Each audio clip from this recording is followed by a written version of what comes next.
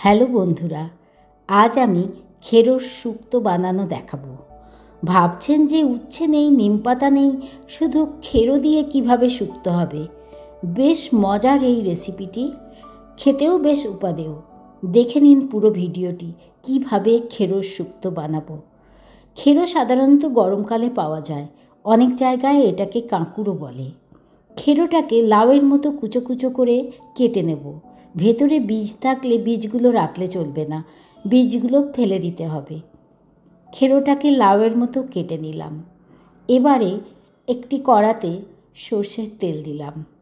ফোড়ন হিসেবে একটি তেজপাতা, কিছু গোটা শুকনো লঙ্কা, একটু পাঁচ ফোড়ন দিলাম।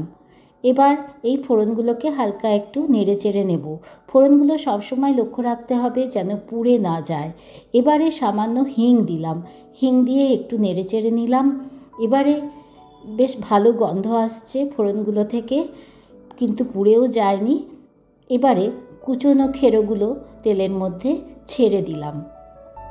খেরোগুলোকে একটু নাড়াচাড়া করে নিলাম ভালোভাবে। এবার এর মধ্যে সামান্য হলুদ ও একটু নুন দিলাম, দিয়ে ভালোভাবে নাড়াচাড়া করে নেব। খেরোগুলো নাড়াচাড়া করে নিচ্ছি। খেরোগুলো সেদ্ধ করার জন্য আলাদা করে কোনো জল দিতে হবে না, কারণ খেরো থেকে প্রচুর পরিমাণে জল বেরোয়। এবারে নাড়াচাড়া করে একটা চাপা দিয়ে দেব।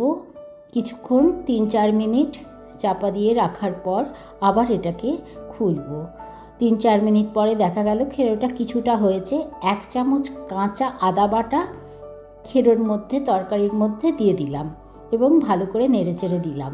ভাবছেন যে খেরোর শুক্তো আবার কি করে হলো, এটা তো এমনিই রান্না হচ্ছে। এবার দেখুন আসল কাজটা। একটা শুকনো কড়ায় 1 চামচ পাঁচফোড়ন দেব। পাঁচফোড়নটাকে শুকনো ভালোভাবে ভেজে নেব, কিন্তু যাতে না পুড়ে যায়, এইভাবে পাঁচফোড়নটাকে ভেজে নিলাম। এবার পাঁচফোড়নটাকে গুঁড়ো করে দেব। গুঁড়ো করার জন্য মিক্সি বা হাতেও গুঁড়ো করে নেওয়া যায়। পাঁচফোড়নের গুঁড়োটা রেডি হয়ে গেছে। এই পাঁচফোড়নের গুঁড়োটা খেরোর তরকারিটার মধ্যে ছড়িয়ে দেব এবং আস্তে আস্তে খুব সুন্দরভাবে মিলিয়ে দেব নেড়ে চেড়ে। এই হলো পাঁচফোড়নের কারসাজি। এই অবস্থায় 1 চামচ চিনিও দেওয়া যায়। পাঁচফোড়ন ভালোভাবে মিশে গেছে। খেরোর তরকারিটা প্রায় রেডি।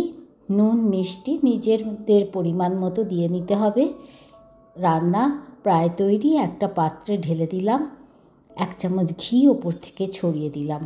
এই রেসিপিটি খুব সুন্দর খেতেও হয়। ভাত, রুটি, পরোটা সব কিছুর সঙ্গে খাওয়া যায়। কমেন্টসে জানাবেন কেমন লাগলো। বাই।